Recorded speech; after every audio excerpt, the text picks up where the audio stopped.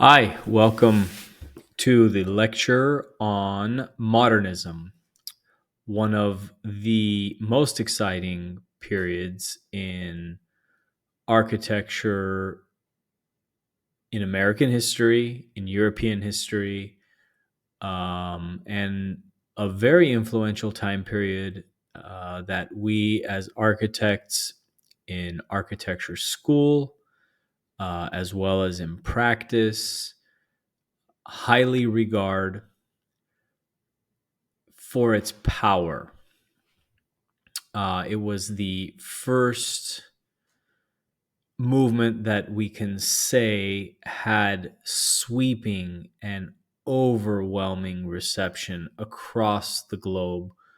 Um, was unique in many ways, not the least of which is the fact that all sort of prior movements that we've studied that are transcontinental, that are beyond just the continent of Europe or the continent of Asia or in the Americas, um, tend to expire in one location and take off in another location. A really, really good example of that is the time period that we just studied with the Beaux-Arts.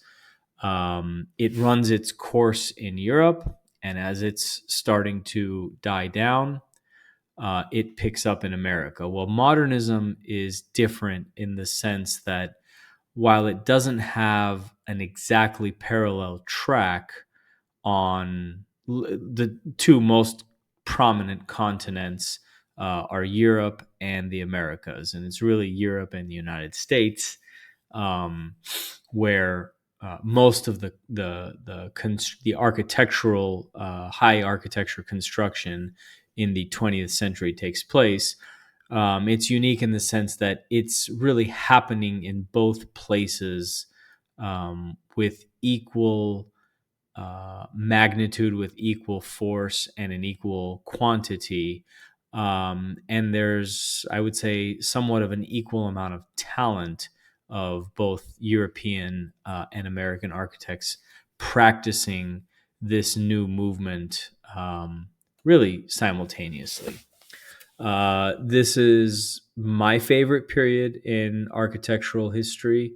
Um, Followed closely, very closely, second with the Baroque, but the the ideology and the strength of the ideology in modern architecture is something that has always fascinated me, and I think fascinates lots of architects and architecture students. It's probably um, we encounter modernism most closely in about this time period in our education, as you're learning as kind of younger, influential, or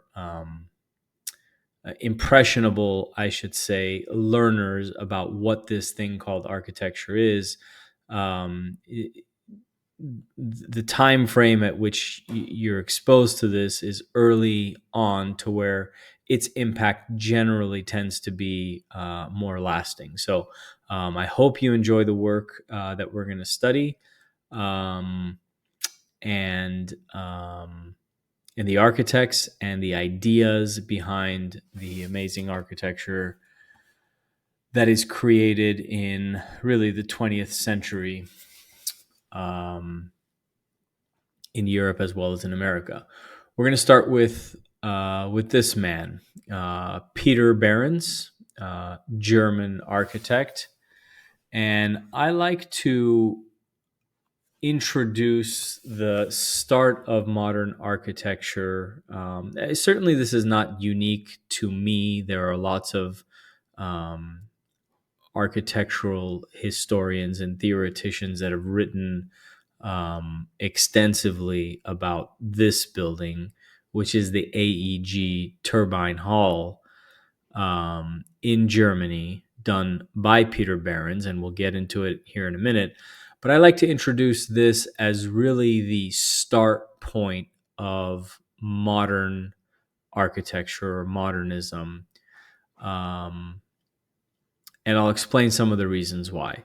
The exact date of Turbine Hall is 1909.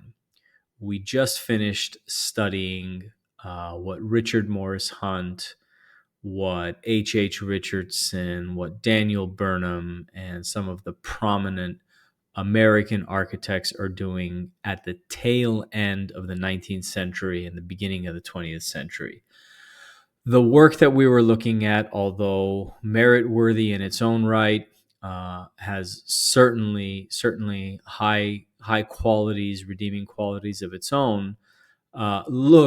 Should look nothing like what you're seeing here on screen in terms of its lack of ornament, in terms of its lack of detail, not to be confused with a lack of thought or lack of ideas, but it's certainly not cluttered. It's not heavy. It's not dense in the sense of entablature, detail, um, column, colonnade, pediment, etc., etc. That much should be clear already when you look at this and you compare it to, let's say, the administration building of the Chicago World's Fair. Okay, so what is Barron's doing here? He's simplifying for sure, purifying, ridding the building of ornament, and really, I think starting by asking the question, what is a building? In this case, for industry, so it's an industrial building. It's basically a factory in which they build turbines, and there's certainly a need for large, open, free span spaces. But I would say that Barron's is starting by asking the question, what more need a building be beyond its function? Right? If the AEG factory is hiring us to be an architect to design a building for them, well, order of business number one is to make sure that the business, the creation, assembly, manufacturing process of turbines certainly needs to be accommodated. Otherwise, we haven't done really the most important job that we've been hired to do, which is to build a building that can support the industrial function of building turbines. What Barron's is asking is, what more does a building need to be than that? Does a building want to be looked at? Well, I think Barron's is making an argument that he does care about what the building's outward appearance is. But what Barron's does that's unique up until this time point, but will be consistent with the architects whose work follows, is he's saying that the outward expression of the building should be consistent and support the interior function of the building. So really, facade and program meaning the function of the interior of the building, and facade being the articulation of the exterior of the skin of the building, there should be a relationship. Okay, so we're looking at an industrial building, so it's no surprise that Barron's is deliberately expressing the vertical steel columns of the building. This is a very, very important point, especially when we get to the next project, which is really a counterpoint, a modernist counterpoint to what Barron's is doing. So he's saying, I want the structure that holds up the building to be pushed out such that you can sort of read the ribs or the skeleton of the building, which is really doing the primary job of holding the building up. And everything else in between has a secondary function. So I'm going to push it back. So the structure is moved forward, the skin is moved back. These are 15-meter tall openings, fenestration, if you will. And it's one of the first times that we're seeing the notion of a curtain wall being used, which is basically, and we're going to see it a lot over the next few lectures, but it's basically the idea. It's what it sounds like. A curtain is something that might be supported at the top, but really has a hanging function. Itself, it itself does not have any structural properties other than being able to support itself. So while the load is carried all the way across this opening, no load is coming down and being supported by the actual frame of the glass. The frame is just really supporting itself, thereby acting like a curtain. Same thing happening here. There's another important move gesture that Behrens is applying at Turbine Hall, which is, and you can kind of read it here, these columns are completely vertical or planar, if you will. They're 90 degrees to the ground plane. What makes them look tapered is that the glass is actually receding as it goes up in the vertical plane. So it's peeling away from the structure, thereby drawing, I would say, a little bit less attention to itself and more attention to the vertical columns. Just that kind of angle setting up a contrasting line against the structure. So, nothing like what we've seen so far. Much simpler, much, I would describe it as refreshing to look at in comparison to the highly ornamented work that we've been looking at so far. And this is the beginning of architectural modernism. It's basically the first time we are throwing out everything that's been done thus far and starting new. Really, first principles. What should architecture be? Not paying attention to prior precedent, not paying attention to prior movements, and really creating for the time, given the materials that are available, the technology that's available. There's a really good German word called Zeitgeist, which is the sort of cultural mood and the environment. So you allowing the Zeitgeist, the general kind of mood and opinion, letting that create an architecture rather than anything that has come so far. So really, this is the start of modernism. You get a sense of the steel frame, which is allowing the wide, free span for the function of for the turbine hall for certain. There's a really good shot of the bay, the expressed structure hierarchically. This is what Behrens wants us to look at and notice most prominently. And then the glass itself has kind of a secondary, a sort of a pushed back position in relation to the structure, saying something very strong about emphasizing the point that structure is key. And that's a commonality, I would say, that's more of the rule, not the exception, with modernist architects, of allowing structure to be a part of the architecture rather than something that gets hidden by the architecture. That's another very unique thing with modern architecture. This man, one of the most luminary figures in architecture, who studied under Peter Behrens initially, is also German architect Walter Gropius. And I'm sorry, I didn't give you Behrens' birth and death years. 1868 to 1940 is Peter Behrens. This, however, is Walter Gropius. Walter Gropius lived 1883 to 1969. So about 15 years younger than Behrens. At one time, by the way, Behrens is highly celebrated, not just as an architect, but also as a mentor and as a teacher.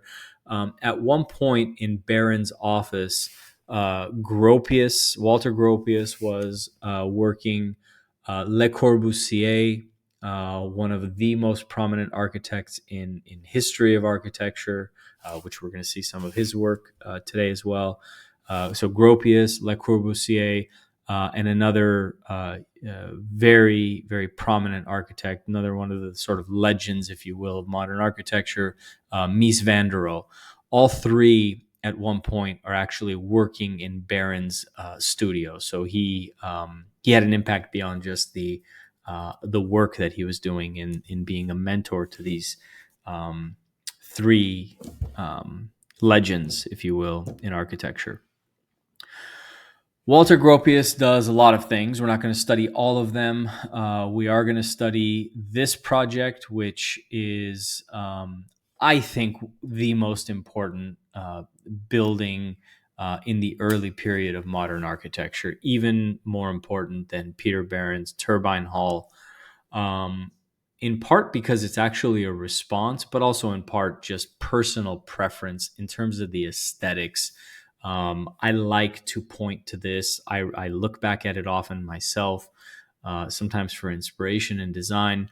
But I think the ideals of modernism are most clear with Gropius here at the Vegas factory. So this is the Vegas factory, which is a factory that builds shoe lasts, which is basically the wooden shape or the last that is used to basically stitch a shoe around or to make a shoe from. This is 1911, so happening 2 years after Turbine Hall, 1909. Gropius is essentially responding to his teacher, his mentor, and there's a lot of point counterpoint. If you'll remember, pay close attention to the corner and how Gropius is treating the corner at Vegas Factory, and compare that with what Barron's is doing at Turbine Hall.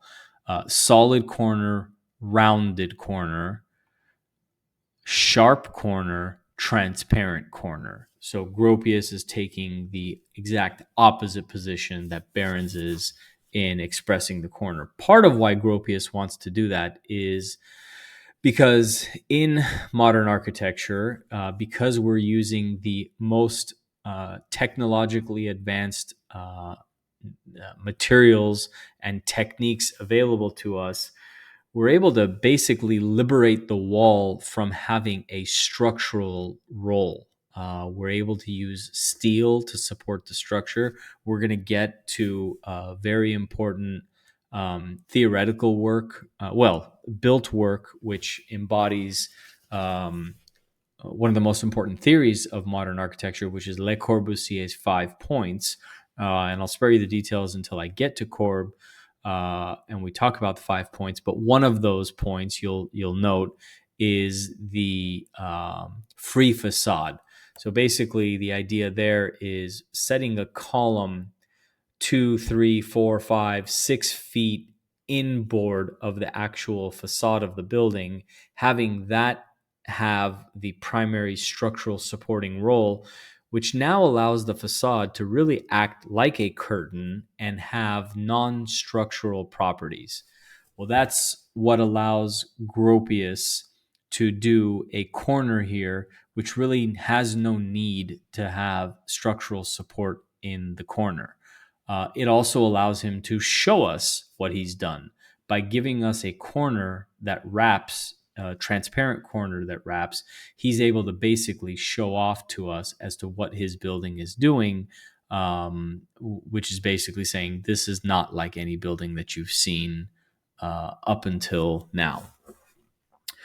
So solid corner. Where Barron's is expressing the columns, Gropius is doing the opposite here at Vegas Factory. He's basically not even telling us really where the columns are, other than where the reveals happen between the bays, the fenestration bays or the window bays, is a suggestion as to where the columns might be. We don't actually see any columns per se, but we see masonry, which is the only solid portion across the facade, which leads us to believe, because we understand kind of principles of structures, we understand that that's really where the load bearing of this entire facade wall is happening, is here at the solid vertical planes in between. But nonetheless, they are set back rather than set forward. Let me just kind of show the image again, where Barons is pulling the fin out. Gropius is doing the opposite and having the window pull forward, and really the building wall stays in the back plane. And that's how we kind of understand uh, where he's positioning structure in the hierarchy. He has this really good quote where he says, "The role of the wall becomes restricted to that of mere screens stretched between the upright columns of the framework to keep out rain, cold, and noise." So this is, I think it's a really interesting quote because it starts to speak to the non-structural performative role that the walls begin to take in modern architecture that I would say are still with us today, because the wall doesn't necessarily have to have a structural function anymore.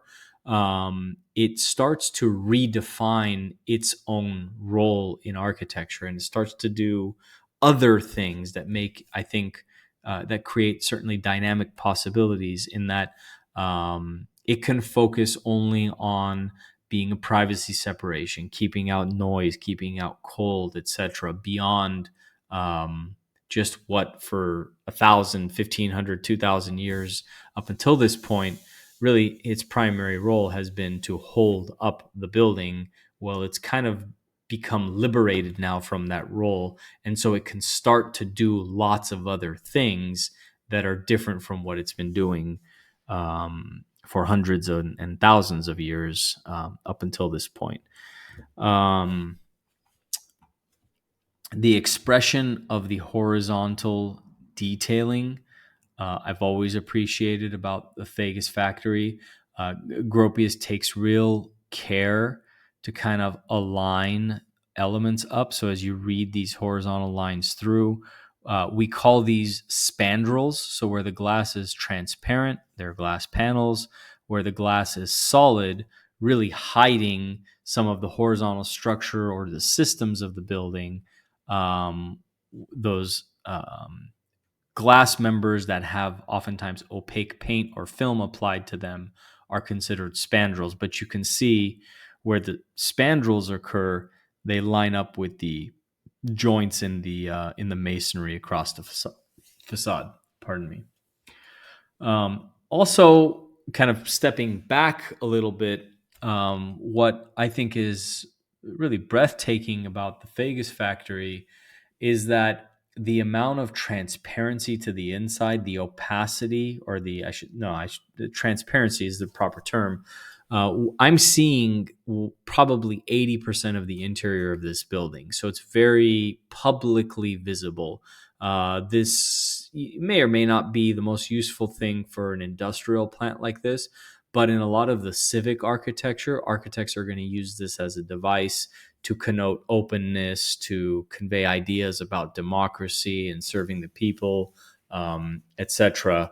And that's something that hasn't necessarily been possible up until this point.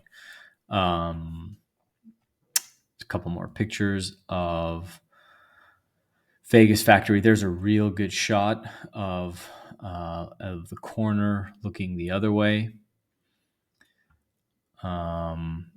Even the doors and the windows, even the stair, I would describe. I mean, this is nothing like we've seen so far. I mean, it almost looks it is utilitarian in nature, partly because the building is utilitarian, but still, I mean, there's a real restraint being exercised by the architects to keep the detailing and the embellishment to a real minimum. And I hope you can start to see that and appreciate that in the architecture. I'm not going to focus on this now. We're going to come back to the Bauhaus in a moment. Rudolf Schindler, an Austrian architect who starts practice in Europe but moves to the United States and does a number of prominent works of architecture. One that we're going to look at here today is this building, which is a private residence that Schindler really designs for himself and a business partner of his, and that business partner's spouse. So it's really for two couples, if you will. A single house being designed for cohabitation by two couples. This is called the Kings Road House. This is in Los Angeles. I have had the pleasure of visiting this house and being in this house a couple of times. It's actually it's owned by the Max Center, which is kind of like a Austrian kind of quasi art architectural foundation. So it's open often. If you guys are interested, you can arrange to see it. I believe still. Pardon me.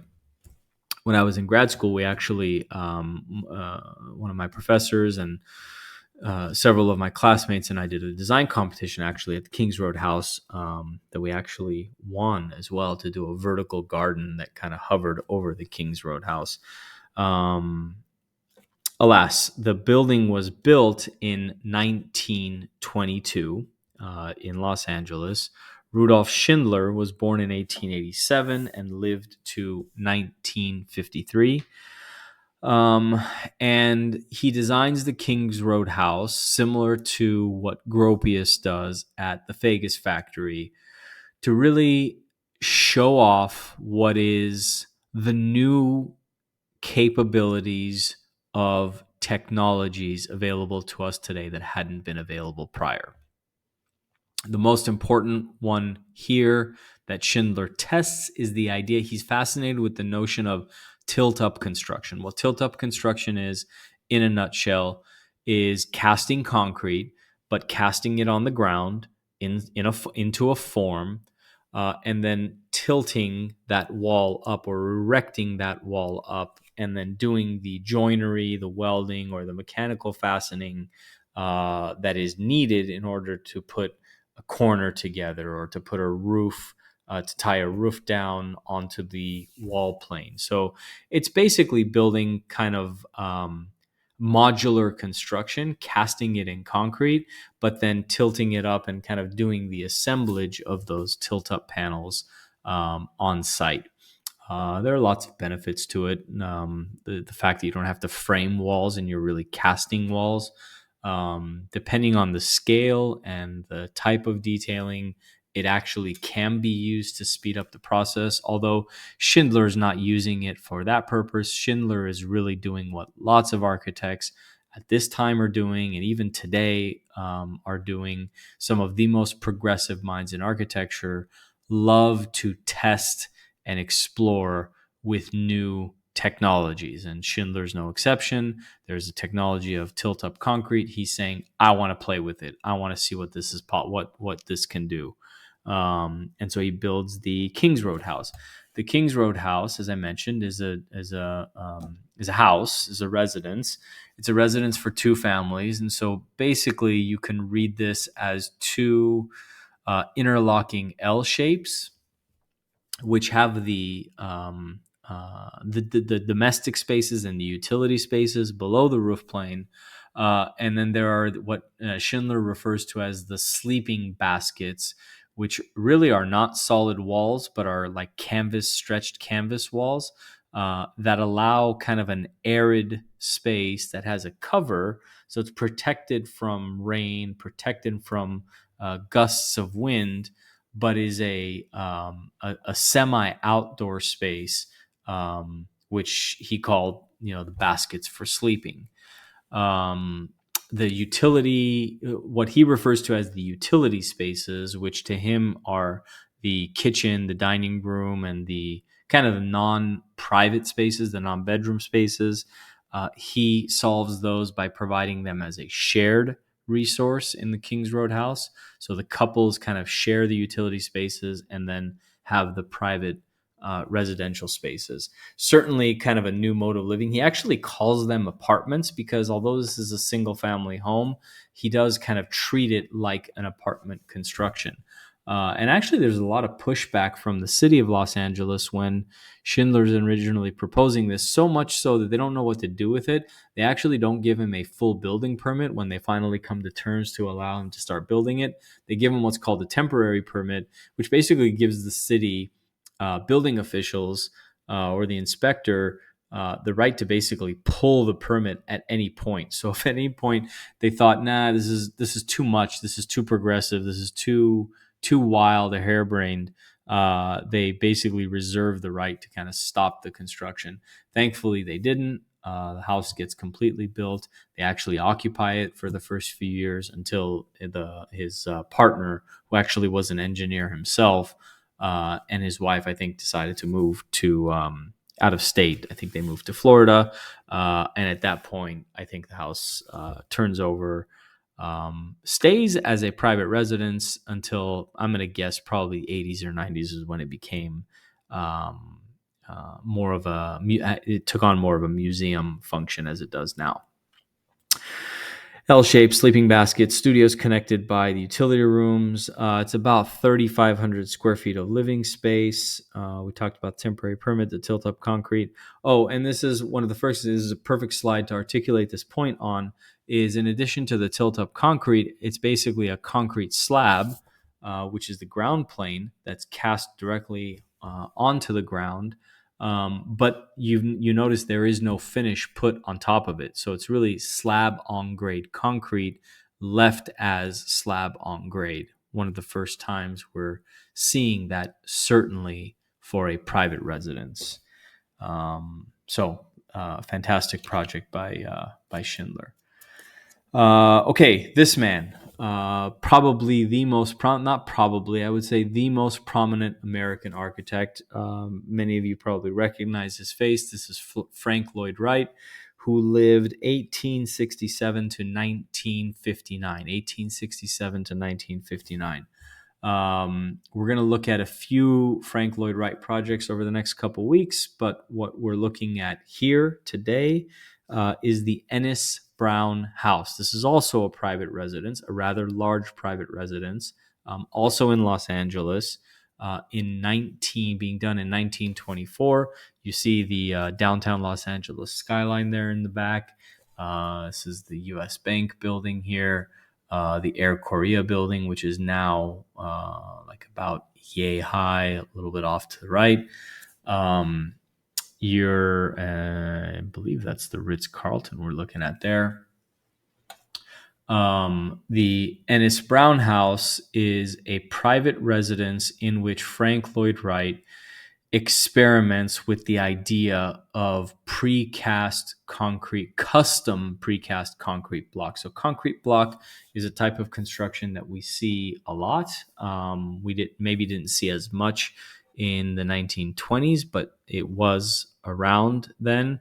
What is unique that Wright is doing is he's basically saying, I want to use concrete block construction, but I actually want to design my own concrete blocks. So the house is built with about 27,000 of really kind of these two types of concrete blocks, which is the custom concrete block and then the solid, smooth concrete block.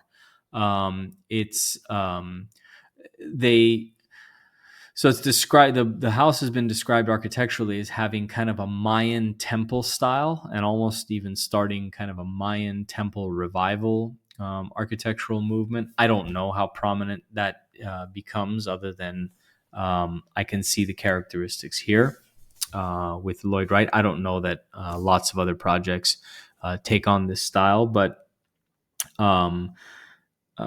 prominent use of concrete, reminiscent of Mayan temples.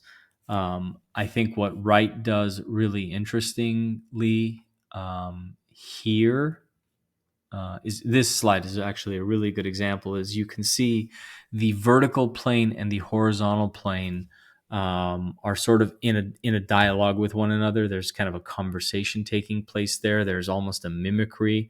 So he's turning the vertical plane and applying it on the horizontal plane. That's kind of a unique experimental move that I see Wright doing with the Ennis Brown House.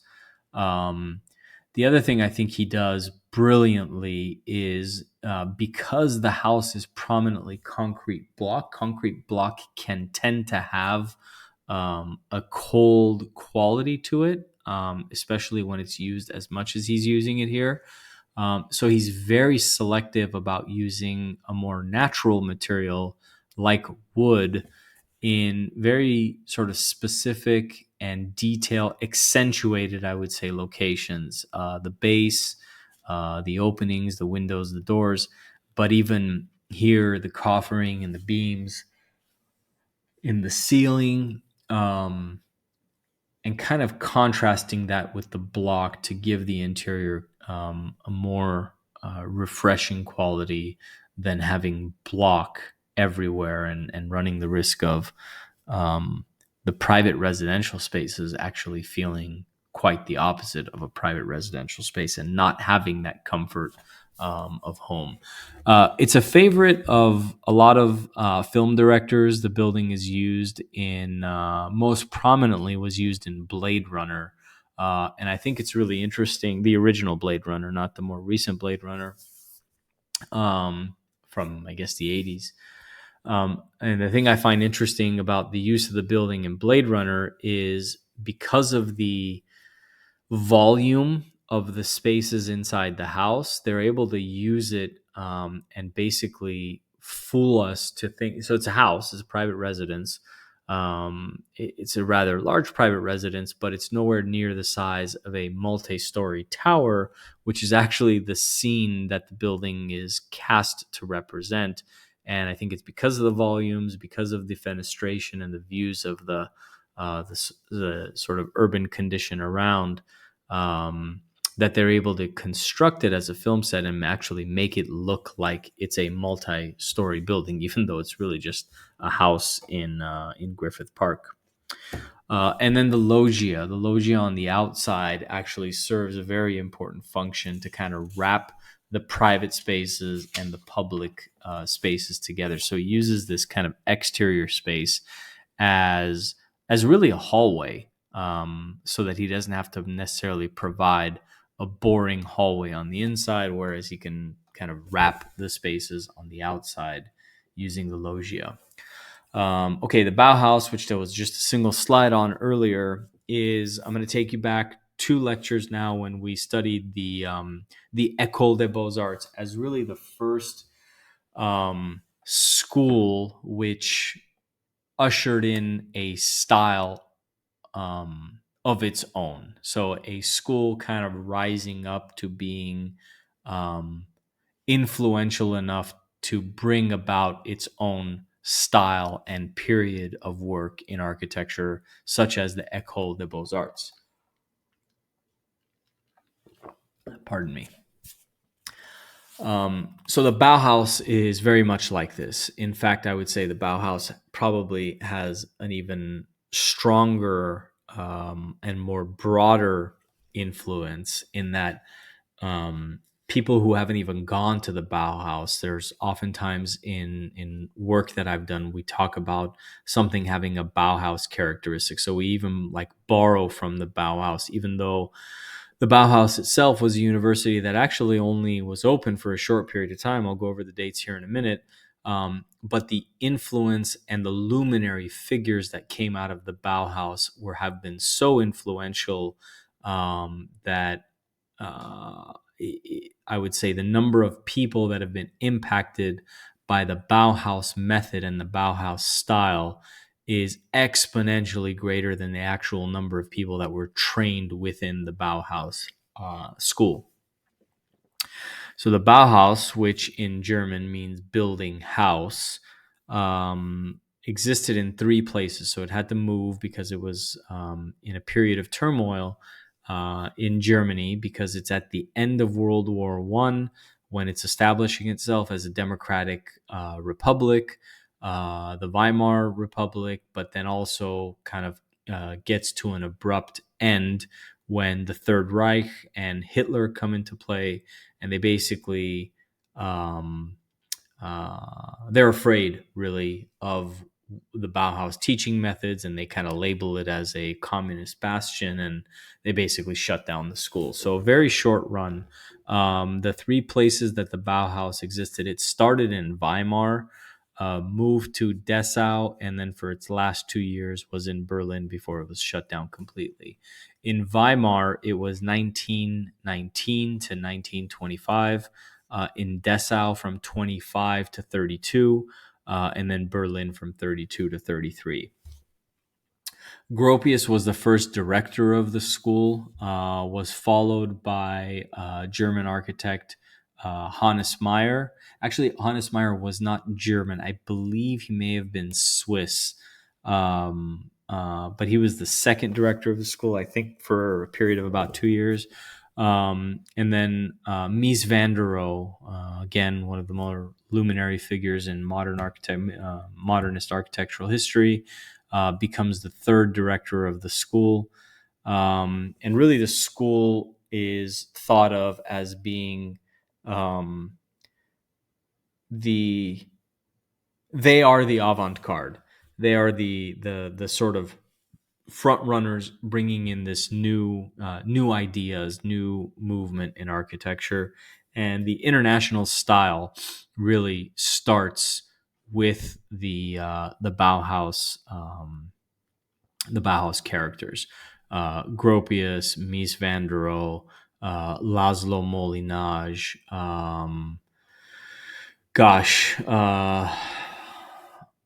Hannes Meyer, we've talked about. I mean, the list is endless of architects, furniture designers, artists. Kandinsky, Paul Klee, Joseph Albers with color theory.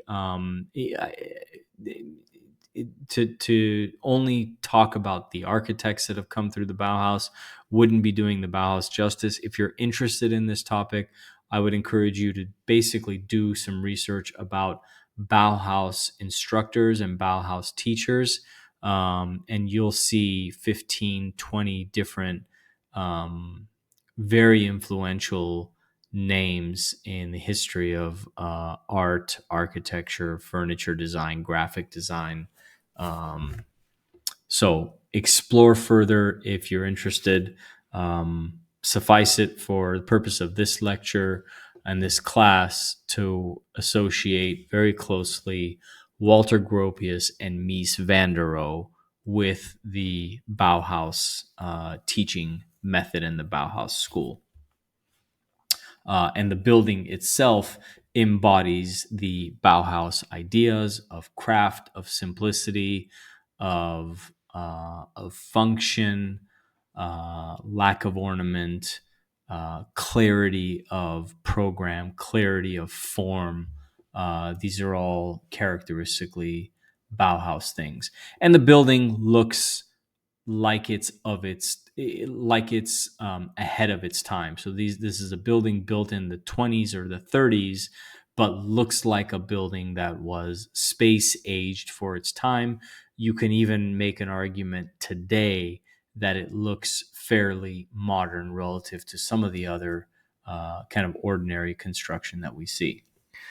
Okay, shifting to Le Corbusier, one of, again, the most prominent architects, or at least he's a highly revered architect for many things, not just his work, but also his writing.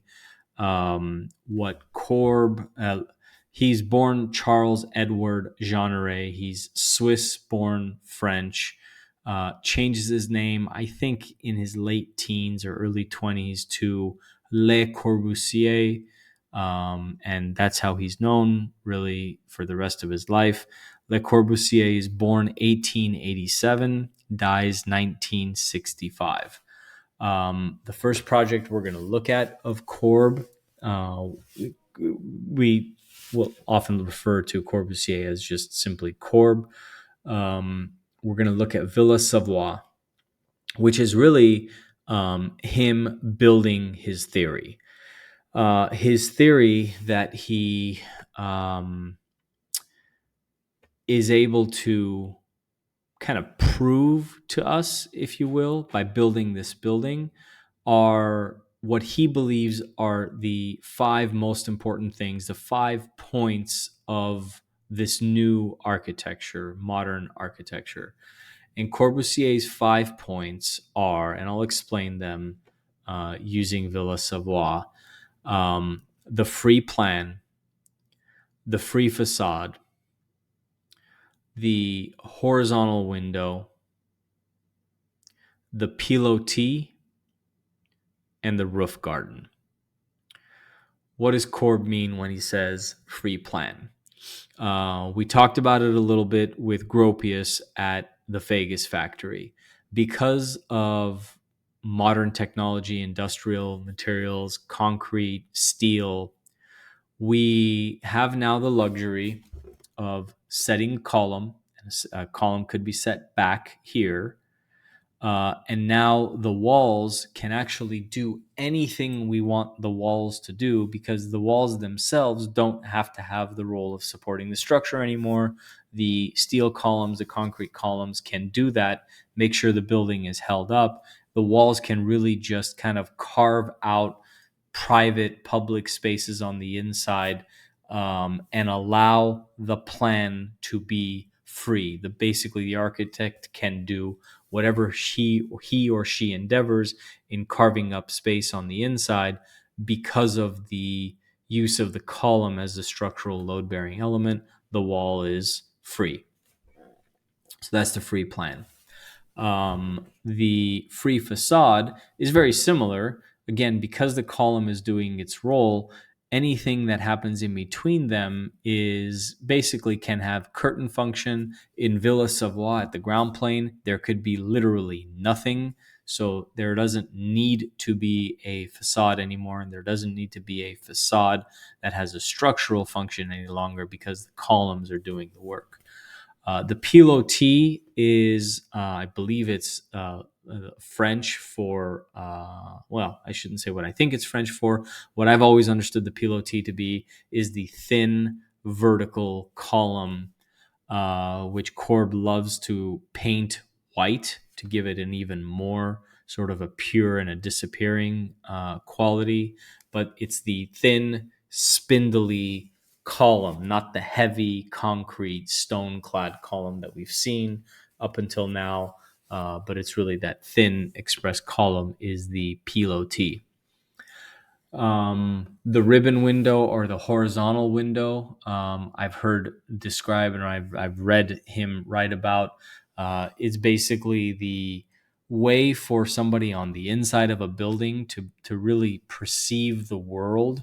And so this kind of continuous horizontal band is an ability to basically see the world in a more panoramic and a continuous view, rather than bedroom window, solid wall. You move out of one door, move into another door, you look at another opaque wall that has another. So there's this kind of dotting that traditional fenestration patterns would give from the inside looking out, whereas the horizontal window kind of unifies a view of the world from the inside for the viewer or for the inhabitant, which is more like the way we see the world. And the roof garden, so activating the top of the building and making, you can see here, the ramp up to the roof garden or the roof terrace, but basically giving the roof of a building function that was prior to really just seen as the way to keep water out of a building. So there's a nice view of the roof garden at Villa Savoye. You get a sense of the free plan and the free facade. Really, that's what's doing all the work. So this, we're able to do things like floor to ceiling glass. We're able to kind of push that out past the structural line, giving it kind of, again, a sort of hierarchical quality of saying the structure is here, and it's very clear to us where the structure is, but that's behind, and really the facade has the sort of primary role, because it's pushed out to the furthest plane on the outside. Okay, so that's Villa Savoye. This man, Richard Neutra, designs and builds this building.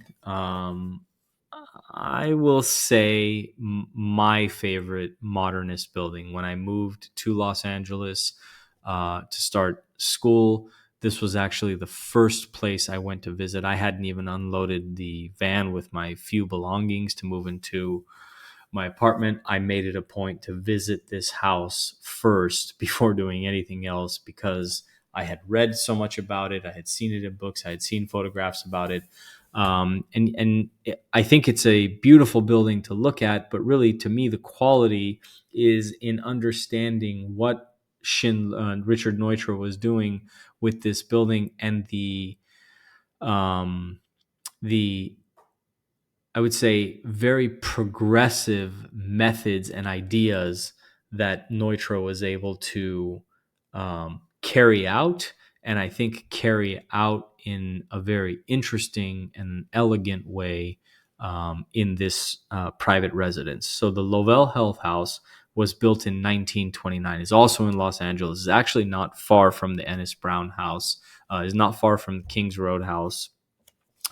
So it's in the kind of the Hollywood Hills or the Griffith Park area of Los Angeles. Richard Neutra, pardon me. Richard Neutra, the architect, lived 1892 to 1970. Also was Viennese and Austrian, and came over. He and Schindler were very close contemporaries. They studied in school together. They were rivals once they were rivals in school, but also rivals in Los Angeles. They both basically defected, came to Los Angeles and became prominent American architects. And really, the two of them, amongst a handful of others, I always say and teach that they brought the international style to the United States. And I think this is one of the great examples of the international style landing here in America. I think the two most prominent things that the Lovell Health House is celebrated for, and two of the things that I admire about it, it's really the first time steel windows and steel framing is used in a private residence in the United States. Not something that was common at the time. In fact, pretty darn crazy for somebody to use steel frame construction on anything other than like what Gropius was doing at the Vegas factory in an industrial building. Well, here he brings it in the most private type of building one could build, which is a private residence, but does it, I think, very elegantly. Um, Also, the use of the steel window, not a common thing that we would see in residential architecture, but Schindler pulls it off, I think, masterfully here at the Lovell Health House. This also has features, so I think you probably see it best. So I think it's this upper space here, similar to Schindler's sleeping baskets.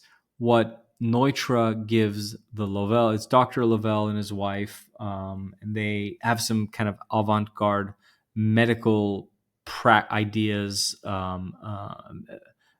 health ideas as it pertains to general practices for one to live a healthier life, one of which is the sun deck and the ability to just basically, 20 or 30 minutes a day, be able to go out in a semi-outdoor space and just basically bathe in the wind and the sun as a way to have just better mental and physical health. So Neutra gives us that in this building. So it's this kind of a semi open space that allows air and light in, but also has privacy so that people visually are not seeing into that space directly. Neutra is also fascinating, obviously, with the use of steel frame on the house and the steel windows. Neutra it's clear that Neutra is interested in the industrial age. That's part of the reason why he insists on coming to America, because of his fascination. He really likes Henry Ford and what Henry Ford is doing with the automobile and the rapid industrial production process taking place there. So much so that actually the wall sconce, he uses the headlight of a Ford Model T to kind of show us that he admires the industrial age, and he believes that his building itself is a progressive element in culture and in society, much the same way the Ford Model T was. I don't know, 10 or 15 years before he's building this house. Also is featured in film. LA Confidential is the most prominent film, at least that I know of, that the house is used in. Film directors and film producers love architecture and often are looking for kind of non-traditional, kind of commonly held popular buildings, but sort of important architectural buildings to feature in a lot of their movies. And modern architecture is no exception. And the Lovell Health. There's the sleeping deck by the pool. Actually, that's not the sleeping deck. I believe the sleeping deck is directly above. There's a view of the staircase looking from the other direction, with the sort of bay window and the day couch there, with just this like bath of light coming in through this large, fully transparent opening, which really is only possible through the use of the industrial materials that are available to us now, like steel framing. And there's a Model T sconce again. Okay, we talked about this man a little bit. I didn't give you the details. This is Mies van der Rohe. He's actually standing in front of a model of the IIT, the Chicago IIT building, the architecture building at the Illinois Institute of Technology. But that's not the building that I'm going to introduce here today that Mies did. First, let me give you the dates. So Mies van der Rohe is born 1886 and lives to 1969, 1886 to 1969. This is Ludwig Mies van der Rohe, German architect. Again, was involved in the Bauhaus, came over and to the United States and basically produced his greatest work while he was here practicing in the United States. What he designs that we're going to study today in 1920. So I'm kind of going in sequence of very important buildings in the outset early modern architecture. So he designs the Barcelona Pavilion in 1929. This also, by the way, was for the World's Fair. If you remember the Columbian Exposition, the 1898 Columbian Exposition, where the Ferris wheel, the admin building, Richard Morris Hunt, and Daniel Burnham, and Frederick Law Olmsted, and that cast of characters that we studied, Louis Sullivan, H.H. Richardson. Similar thing, and happened several times in between then, but 1929 is again the World's Fair. This one is happening in Barcelona. So the new Weimar Republic, the German government, commissions Mies van der Rohe to design the German pavilion in Barcelona for the Barcelona World's Fair. It's just commonly called the Barcelona Pavilion. Really think of it more so than anything else as the German pavilion built in Barcelona, because the World's Fair happened in Barcelona in 1929. The Barcelona Pavilion is a fantastic example of modernism for several characteristics. One is the horizontal kind of cleanliness, simplicity of the roof form, and the relationship of the roof form and the thin, flat profile of the roof, and the relationship of it to the thin, flat, horizontal profile of the ground plane. Floor-to-ceiling glass is a favorite of modern architects. The kind of liberation of the wall from the column, both having roles of having structural support, but being sort of divided from one another. There's some similarities there with what Korb is trying to tell us about the free plan and the PLOT. We talked about the floor to ceiling glass. Travertine is commonly used. Another characteristic that Mies, I think, does brilliantly at the Barcelona Pavilion, but so do lots of other architects of this time frame, is blending exterior and interior space. The use of floor to ceiling glass certainly helps that idea, but also framing views when we're looking through that floor to ceiling glass to the outside allows the outside space to kind of come in, and then even allows from the outside some of the interior spaces to look as though they are being accessed from the outside, even though you're behind a vertical plane and you're not inside when you're outside. By accessing it, you're able to kind of affectively feel as though you're in one space or the other because you're able to look through to that space. The Barcelona chair is something that becomes a very popular thing. You guys probably see this all over the world in pictures in magazines and in buildings. Those he designs for the Barcelona Pavilion, they become kind of a thing, a phenomenon of their own. I think I talked about the use of travertine. The other thing, and this sculpture is the perfect slide to make this point on, is yes, it's modern. Yes, it's new. Yes, it's representing all the things that the Weimar Republic wants to represent about its new form of government, that it's democratic, it's culturally progressive, etc. What Mies does create as the foundation for the Barcelona Pavilion is a deep study of the classical proportions. And I think he studies, if I'm not mistaken, the Pantheon, or actually it's the Parthenon, I think.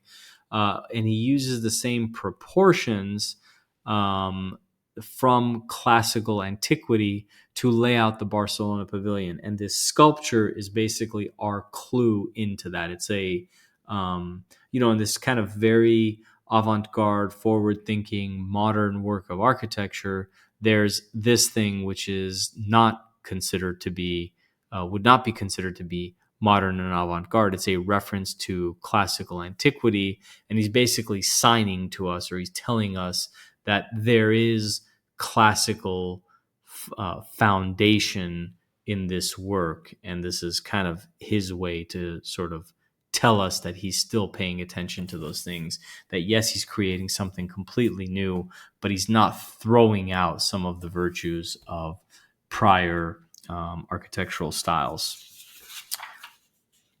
The Chrysler Building, as probably many of you recognize, a very prominent kind of Art Deco, which is a movement within the movement of modern architecture. We're not going to get too deep into Art Deco. The book does mention it. There are a lot of really good examples, but I need to kind of keep moving and keep our pace with modernism.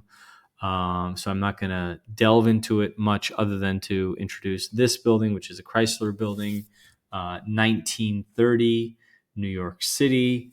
Dots the skyline. This is William Van Allen, architect, 1883 to 1954. Steel frame building, with masonry infill in between the steel frame. So it's this kind of mixed structure building. There are over 3,800 exterior windows on this building. So although there is steel and masonry infill, there's still quite a bit of fenestration. I mean, obviously later on, by the time we get to the 60s, 70s, and 80s, and even now, we see all glass towers. So to see, for me to say that this building has in its exterior walls 30% or 35% opacity of windows or transparency in the otherwise solid wall planes doesn't seem that impressive, because we could build this today with all glass, fully transparent.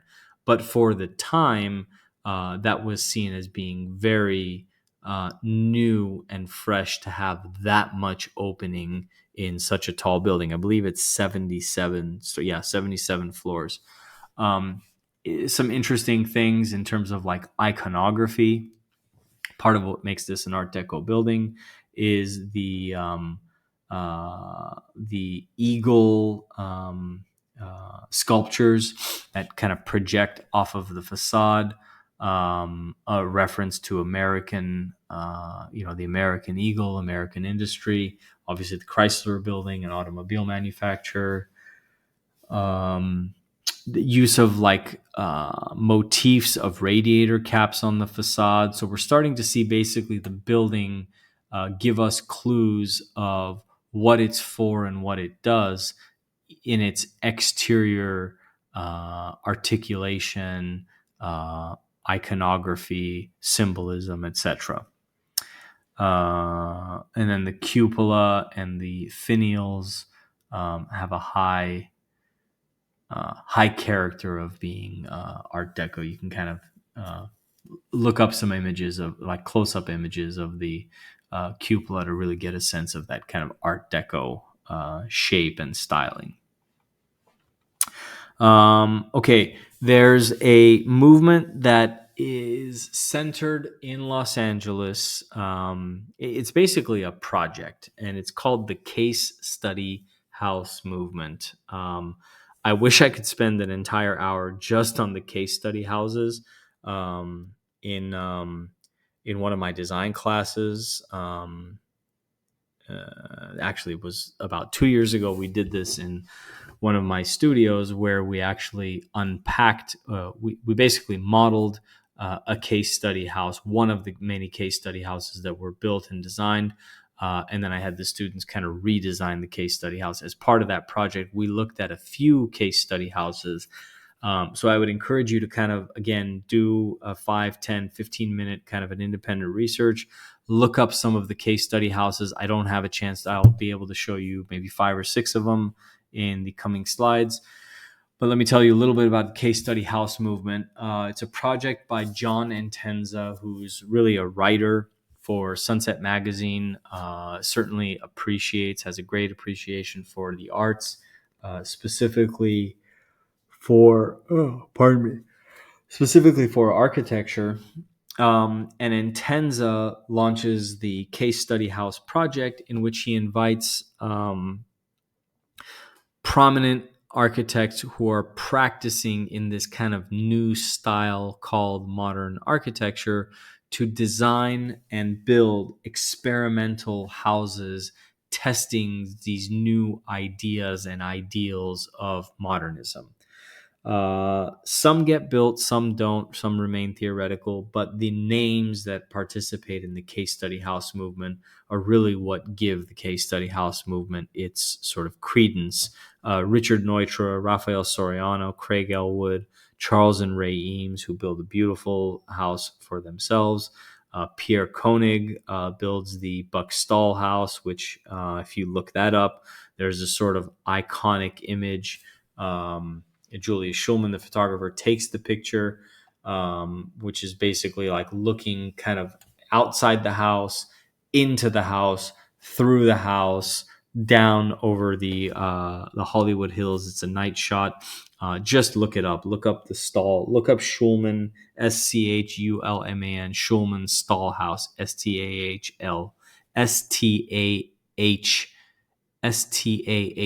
House. Charles and Ray Eames I mentioned, Pierre Koenig I mentioned, Eero Saarinen, Ralph Rapson, the list goes on. There's the project was robust. I think maybe 30 houses in total, of which I want to say at least 15 or 16 get built. Here are some of them, actually. I believe this is the Koenig house. But you get a sense of the kind of quality, the lack of ornamentation. The buildings themselves don't pull punches. They're minimal, they're simplistic, but they have a beautiful kind of a sublime quality in their simplicity. blending inside and outside, even in the way the architects are kind of directing the photography to be done. This image is doing exactly that. It's showing us a space. We're actually looking down the plane of a wall, curtain wall, but really we're seeing outside and inside. And the architect in their staging, even of furniture, is kind of like confusing us or really blurring the line between what's outside, what's inside. It looks like there's a coffee table and chairs outside, which you would expect to be probably more often than not inside. But there's roof over that space. So it's confusing, but it's deliberately confusing. There's life on both sides. There's plant life on both sides. So there's a real kind of clear point being made is that especially in Southern California, the exterior and the interior both can host living functions in these sort of new and interesting ways. Okay, the last two projects, and I'm at an hour and 10 minutes, and I'm sorry I'm a little bit long, and I'll try to end this in no more than 10 minutes. This one, which is Philip Glass Houses. Philip Johnson's version of minutes. The last is projects are they're both theoretical. Villa Savoye is basically Philip Johnson's theory. He had build to test his theories. Philip Johnson builds the glass house.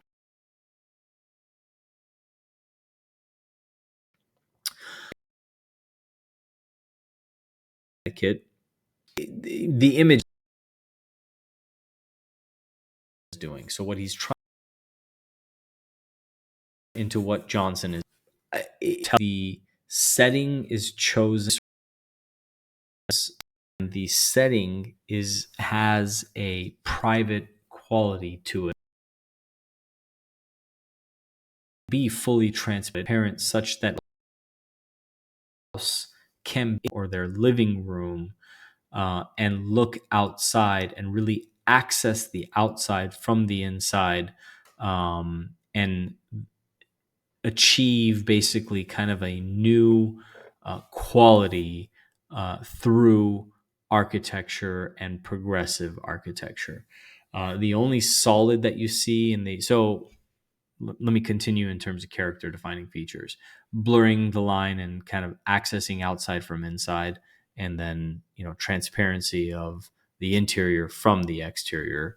I would say one of the first character defining features. Simplicity and form, again, flat roof, clear rectangular volume. The building is set on the ground or into the ground plane. So very kind of clear treatment of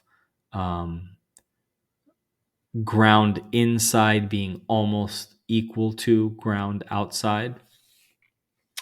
And then really the only opaque thing in this entire glass house is the drum that you see here, which is basically where the bathroom function takes place. And that's really the only function that absolutely has to happen in a non kind of transparent situation. Interesting point about the glass house. So Philip Johnson builds it for himself, and I just finished reading his biography a few months ago that was published, and he basically, I think it's like the second night, he basically calls his friend to come pick him up to basically save him from like the torment. So he actually builds his theory with this project, but there's a sense of uncomfort that he feels sleeping in his own work the first day or the second day that he doesn't even basically take occupancy in it. So we talk about this building and we teach this building in architecture and architecture history, but for the intended purpose of being a home, even for the architect himself, who is the most prone to accept his work, his own design work, and its merits, basically the experiment fails even for himself, which I think is interesting. Here are a couple other views of it. outside inside. This is considered a herringbone pattern, this pattern that we're looking at of the brick on the inside. So fireplace on this side, bathroom on the other side. And there's the bed. Okay, and the last project is, in my opinion, the better of the two glass houses. And this is Mies van der Rohe, who, by the way, Philip Johnson, who is I think, the curator of the architecture department at the New York MoMA, the Museum of Modern Art, in New York, does a show at the end of the 1920s. I want to say it might take place. I'm sorry, the 19. I believe it's in like 19. Let's see. Glass House was built in 48. Farnsworth was built in 51. So I think a show takes place in 1946 or 47 at the New York MoMA, such that Mies van der Rohe has already designed. Pardon me, Mies van der Rohe has already designed the Farnsworth house, which is this building that we're looking at here. He's designed it, he just hasn't built it yet. But he finishes it soon enough to include it in Philip Johnson's show, because Philip Johnson is asking the most prominent architects of the time. Mies van der Rohe is certainly one of those architects already by this time period. And so Mies provides his design work for what will be soon to be built, the Farnsworth House.